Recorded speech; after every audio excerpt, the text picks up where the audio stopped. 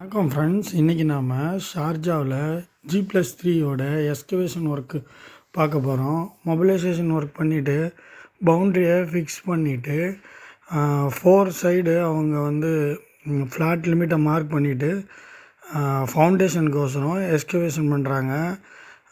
இந்த வீடியோவை தான் நீங்கள் முழுமையாக அதை பார்க்க போகிறீங்க. இப்போ பார்த்தீங்கன்னா ஃப்ளாட்டாக இருந்த ஏரியாவில் எஸ்கவேஷன் ஒர்க்கு ஸ்டார்ட் பண்ணியிருக்காங்க. இப்போ இது ஃபவுண்டேஷன் ஹைட்டு பார்த்திங்கன்னா 3 மீட்டர் இருக்குது. அதனால் இப்போ 3 மீட்டருக்கு எஸ்கவேஷன் பண்ணுறாங்க. மினிமம் எஸ்கவேஷன் பண்ண பிறகு பாப்கட்டை வச்சு எஸ்கவேட் பண்ணுறாங்க. இப்போ கொஞ்சம் மழை பெய்யறதால ஒர்க்கு ஹோல்டாக இருக்குது. இப்போ அவங்க ஃபஸ்ட் டே ஸ்டார்ட் பண்ண அன்னைக்கு ஷார்ஜாவில் கொஞ்சம் நல்ல மீடியமான ஒரு மழை பெஞ்சுது. அப்புறமேலு அவங்க ஒர்க்கை ஸ்டாப் பண்ணிட்டாங்க. அதுக்கப்புறம் அவங்க ஒர்க்கை கண்டினியூ பண்ணுவாங்க. எக்ஸ்கவேஷன் ஒர்க் பண்ணும்போது கேர்ஃபுல்லாக பண்ணணும். ஏன்னா பக்கத்தில் இருக்க சாயிலு கீழே கொலாப்ஸ் ஆகாமல் பார்த்துக்கிட்டு பண்ண வேண்டியதாக இருக்கும். 3 மீட்டருக்கு டெப்த்தாக போகும்போது ஸ்லோப் வச்சுட்டு தான் நம்ம பண்ணுற மாதிரி இருக்கும். பாப்கட்டை வச்சுட்டு திருப்பியும் எக்ஸ்கவேஷனை கண்டினியூ பண்ணாங்க மறாவது நாள். இப்போ ஆல்ரெடி டவுன் ஆகிடுச்சு.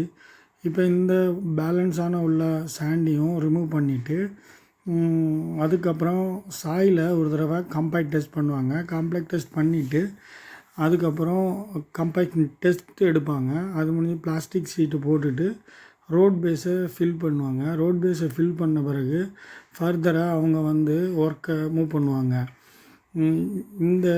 இதுக்கு முன்னாடி ஆன்டிடெக் மருந்தும் அப்ளை பண்ணுவாங்க.